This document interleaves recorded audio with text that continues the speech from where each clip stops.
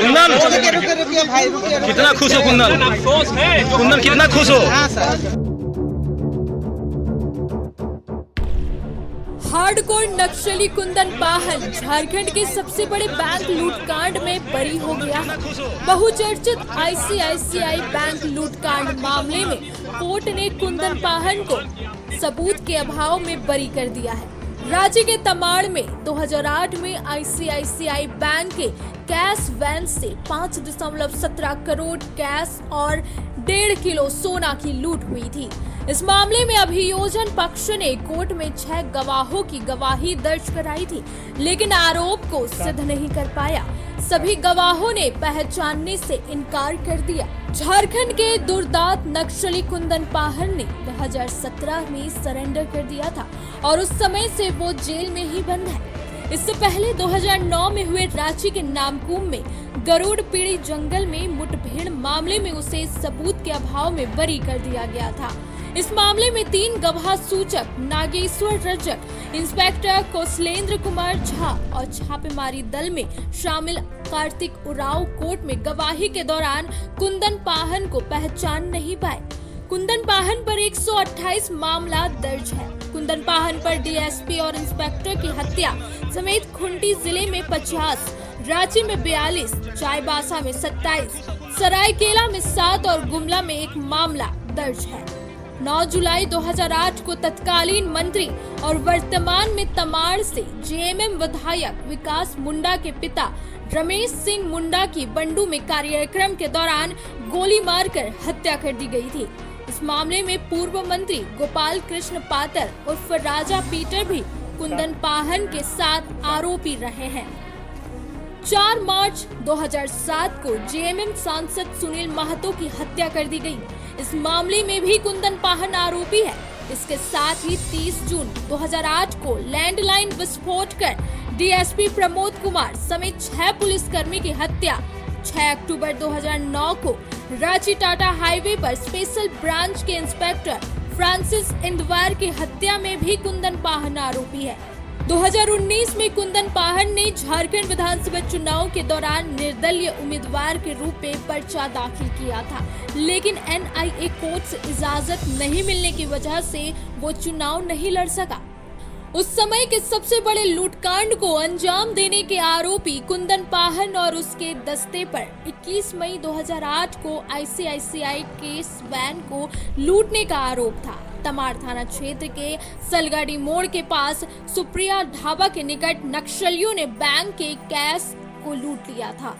2017 में जब कुंदन ने झारखंड सरकार के आत्मसमर्पण नीति के तहत सरेंडर किया, उस समय के मीडिया रिपोर्ट्स में कुंदन पाहन के हवाले से बैंक लूटकांड का कबूलनामा पेश किया गया था। आखिर 16 साल का लड़का कैसे बन गया झारखंड का दुर्दांत नक्सली या हार्डकोर नक्सली?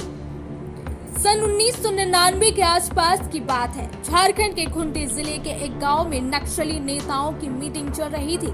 उस समय तक सीपीआई माओवादी का गठन नहीं हो पाया था। उस समय उग्रवादियों के एक ग्रुप माओवादी communist centre of India MCC का प्रभाव हुआ करता था। उग्रवादियों की मीटिंग खत्म होने के बाद वहां पर 16 साल का एक लड़का आया, जिसे पुलिस से इंसाफ नहीं मिला था। उस लड़के की जमीन पर रिश्तेदारों ने कब्जा कर लिया था।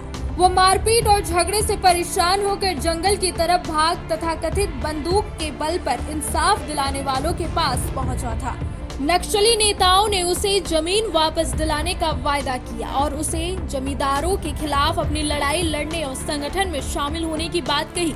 इस तरह 16 साल का लड़का खून से रक्त रंजित नक्सल आंदोलन में शामिल हो गया। आगे चलकर यही लड़का कुंदन पाहन के नाम से कुख्यात हुआ। संगठन में शामिल होने के बाद कुंदन ने पीछे मुड़कर नहीं देखा।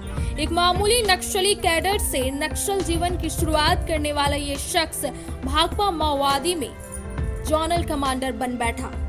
वही मीडिया रिपोर्ट्स के अनुसार कुंदन ने कहा था कि उसने आईसीआईसीआई बैंक के कैश वैन को लूटा था। इसकी योजना आशुतोष विपुलदा और संदीप दा ने तैयार की थी। इस एक्शन टीम में डेविड उर्फ बलराम उर्फ बोलो, किशोर गंजू, पंकज, अनिल अहिर, भीम लोहरा, विपुलदा और संदीप भी थे। लूटी गई रकम को ढोने वाली टीम ने परमीला, उर्मिला और भारती शामिल थी। सभी बरीगड़ा के रहने वाले थे। इसमें जन मलेशिया के सदस्य भी शामिल थे। कैश वैन के साथ सभी रायदा गांव आए। कैश वैन में 7 बॉक्स थे, उनमें 3 में पैसा था जिसे पिंडिंगबुरु जंगल ले जाया गया। वहीं लूटे गए रुपए गिने गए। इसमें 5 करोड़ 17 या 18 लाख रुपए, सोना 1 किलो 600 या 800 ग्राम था। पूरे पैसे विपुलदा और संदीप को दे दिए गए। कुंदन ने आगे बताया, उसमें से 2 करोड़ 78 लाख और 2 पैकेट सोना उसे दिया गया। उसने अडकी के हरी मुंडा को 1 करोड़ 78 लाख रुपए और 2 पैकेट सोना और जो हाथू के शंकर महतो को 1 करोड़ रखने को दिया।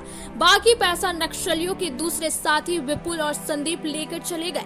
कुछ दिन बाद हरी मुंडा, विपुल और संदीप को 10 लाख वापस कर दिया गया था। वह अपने गाँव बंडू, टाटी सिलवे और रांची में घर बनाया है। उसने 2 ट्रैक्टर, 3 हाइवा खरीदे। इसके अलावा कई छोटी गाड़ियां खरीदी है।